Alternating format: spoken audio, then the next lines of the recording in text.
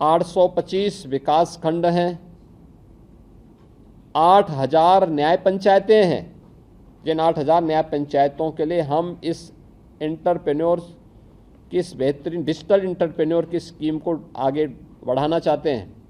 लेकिन इसके बाद यह स्कीम 57,700 ग्राम पंचायतों तक पहुंचनी है। हमारा ग्राम पंचायत ग्राम सचिवालय का मॉडल है, वो पूरे देश के अंदर एक मॉडल के रूप में नीति आयोग ने स्वीकार किया।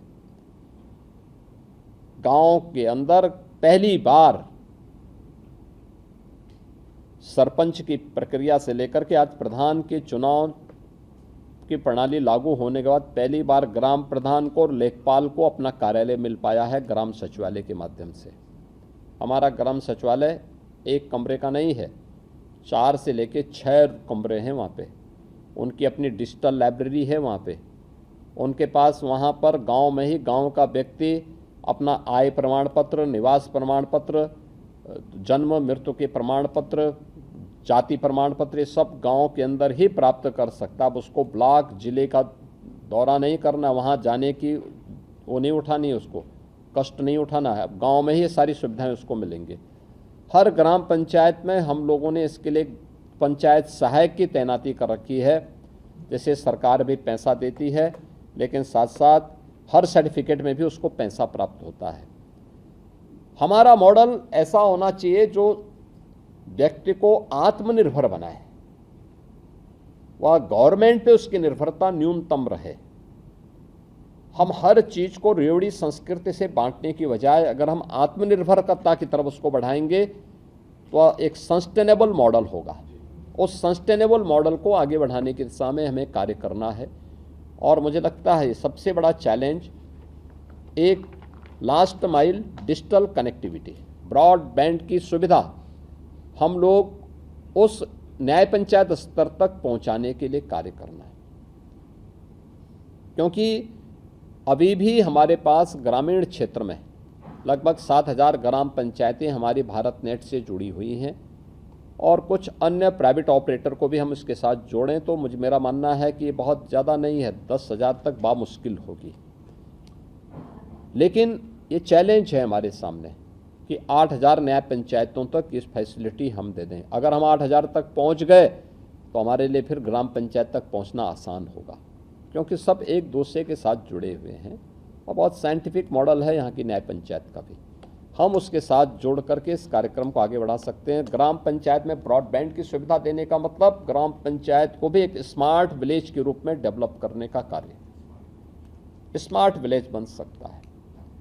बहुत सारी सुविधाएं वहाँ से दे सकते हैं और ये कार्यक्रम अगर हम कर पाएंगे तो मुझे लगता है कि ये चीज़ें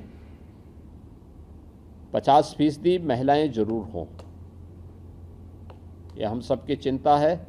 और ये चीज़ें अगर हम करेंगे, उनके ट्रेनिंग के कार्यक्रम हो। आज हमने एक औपचारिक उद्घाटन किया, लेकिन जिस दिन सिलेक्शन के साथ उन लोगों को व्यवस्थित रूप से आगे बढ़ाएंगे। मैं मानता हूं कि यूपी ट्रांसफॉर्मेशन कमीशन आपके साथ मिलकर आप काम कर रहे हैं, तो स्वाभाविक रूप से वीसी सखी की तर्ज पर उनके अपने यूनिफॉर्म हो, उनका अपनी एक पहचान हो, उनके पास अपने इक्विपमेंट हों, उनको एक आत्मनिर्भरता के लक्ष्य के साथ कैसे हम प्रारंभ में उनको मार्जिन मनी की सपोर्ट के लिए खड़े हो सकें।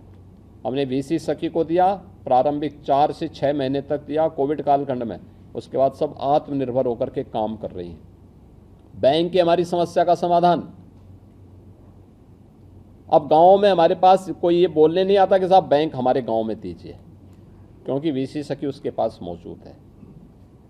आज कोई हमारे पास ये नहीं बोलता है कि साहब मैं फलाने कार्यालय में गया, उसने मुझसे घूस मांगी है, मेरा पैसा, मेरे पेंशन का पैसा या हमारे किसी अन्य उसका पैसा है, क्योंकि उसे मालूम है कि हमने इसको डीबीटी के साथ जोड़ा है या डिजिटल पेमेंट के साथ जोड़ा है, तो उसमें कोई गुंजाइश नहीं बचती है।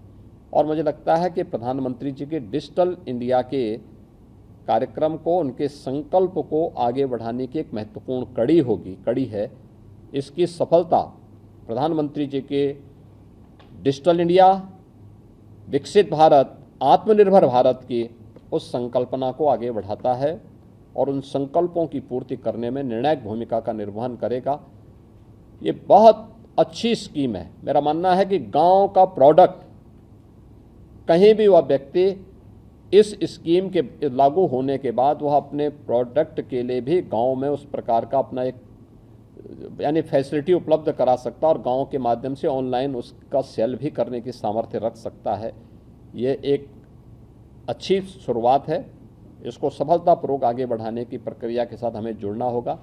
मैं इस पूरे कार्यक्रम के लिए हिंदुजा ग्रुप को और ख़ास तौर पर श्री अशोक हिंदुजा जी को और उनकी पूरी टीम को मैं हृदय से धन्यवाद दूंगा और विश्वास करूंगा कि ये सारी एक्सरसाइज पूरी हो जाए तो जब विधिवत सिलेक्शन के बाद, ट्रेनिंग के बाद हम उन लोगों से मिलेंगे तो वह एक नया मॉडल होगा।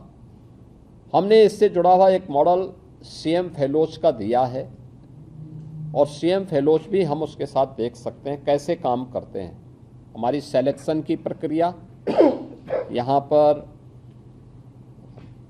यूपी के अंदर जो हमारे एडवाइजर थे उनकी अध्यक्षता में एक कमेटी बनी थी, श्री के.वी. राजू जी जो वर्तमान में नीति आयोग के मेंबर भी हैं। उस कमेटी ने सिलेक्शन किया था। इसमें ज़्यादातर आईआईटी और आईआईएम से जुड़े हुए स्नातक उसमें सेलेक्ट हुए थे। फिर उनकी हमने ट्रेनिंग कराई थी 1 महीने की। ट्रेनिंग कराने के बाद हमने उनके हाथों में टैबलेट दिया था, उन्हें लॉजिंग की फैसिलिटी उपलब्ध करवाई। एक निश्चित राशि देते हैं और हमारे वे जनपदों में का नियोजन विभाग से वे जुड़े हैं, जनपदों में रह करके या एस्पिरेशनल विकास खंड में रह करके वहाँ के पैरामीटर के बारे में जानकारी वे अपलोड करते हैं और उसको आगे बढ़ाने में कैसे मददगार हो सकते हैं उसको देने में बहुत अच्छी मदद करते हैं। ये कार्य मुझे लगता है एक मॉडल के रूप में हम उसको भी ले सकते हैं कि कैसे हम लोगों ने उस प्रक्रिया को आगे बढ़ाया है। तो इन सब को लेकर के कुछ अच्छा इसमें मॉडल हम दे सकते हैं और देश के लिए वह एक मॉडल के रूप में हम आगे बढ़ा सकते हैं। मैं आज के इस अवसर पर एक बार फिर से प्रोजेक्ट गंगा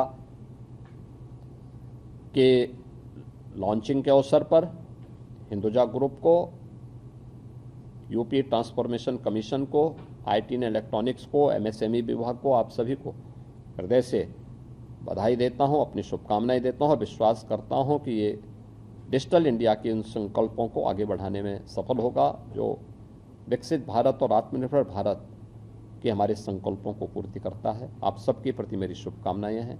धन्यवाद। जय हिंद। धन्यवाद सर। मैं अनुरोध करना चाहूँगा हिंदुजा ग्रुप की ओर से प्रोजेक्ट गंगा को मोमेंटो माध्यम से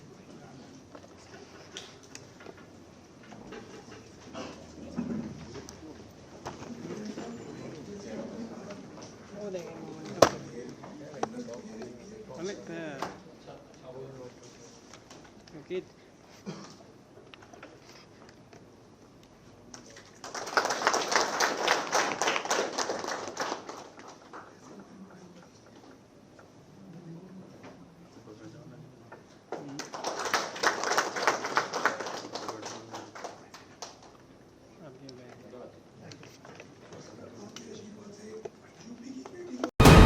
वीके न्यूज, राष्ट्र के नाम।